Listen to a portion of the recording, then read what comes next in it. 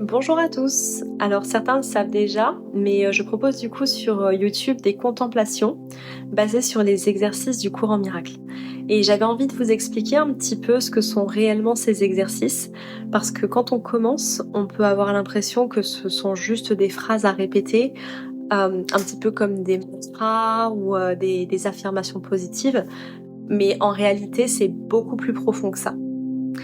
Alors, pour vous expliquer un petit peu, ce sont des exercices qui viennent travailler directement sur l'esprit, sur nos croyances, sur le système de pensée. On pourrait presque dire que ce serait comme reprogrammer un ordinateur.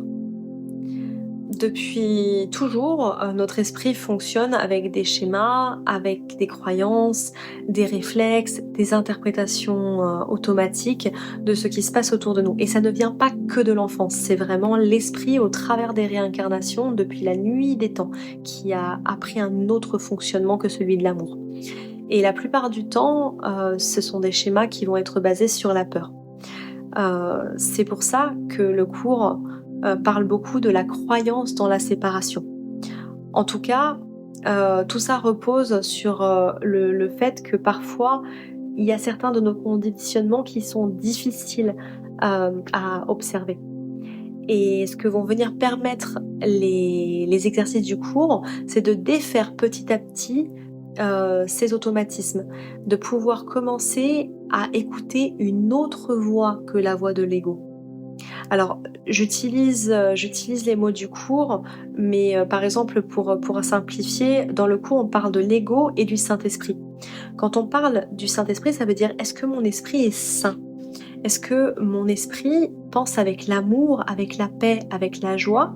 Ou à l'inverse, est-ce que mon esprit, donc l'ego, pense avec la peur, la colère, le jugement? En anglais, par exemple, on va parler de right mind and wrong mind. Donc le mental juste et le mental faux. Le mental qui dit vrai et celui qui ment. Et c'est comme s'il y avait en nous ces deux voix. Une qui juge, qui critique, qui fait peur, qui raconte des histoires, et une autre qui est beaucoup plus simple, et ce qui est donc la voie de la vérité, qui nous ramène à la paix, qui nous ramène à l'amour. Cette vérité, elle est toujours du côté de l'amour. Et les exercices, ils viennent pas forcer quoi que ce soit. Ils ne viennent pas lutter ou essayer de détruire l'ego. Ils introduisent simplement une autre façon de voir. Chaque leçon, c'est comme une petite clé. Une fois, j'avais cette image, vous savez, ces petites boîtes en bois avec plein de petites serrures, casse-tête. Et pour moi, les exercices, c'est un petit peu ça.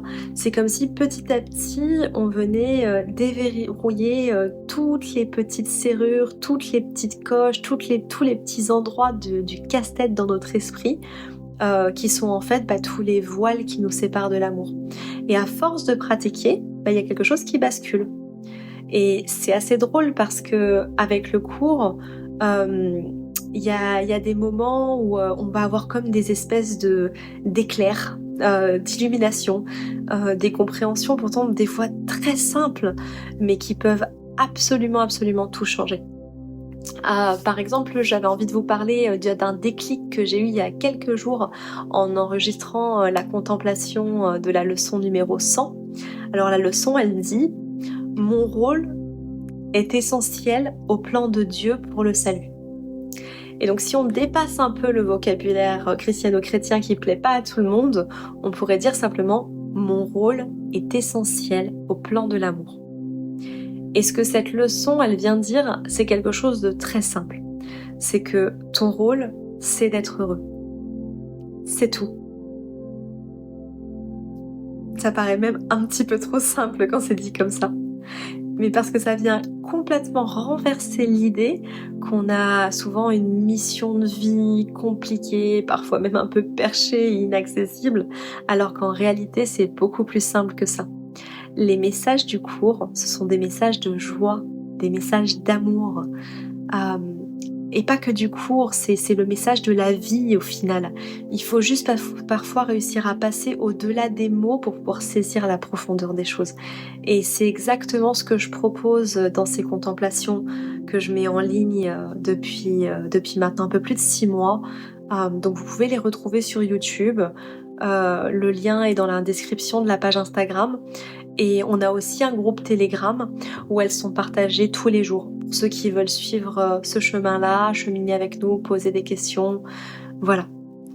Je vous embrasse et au plaisir de vous retrouver sur un des groupes, sur la page et peut-être sur une retraite.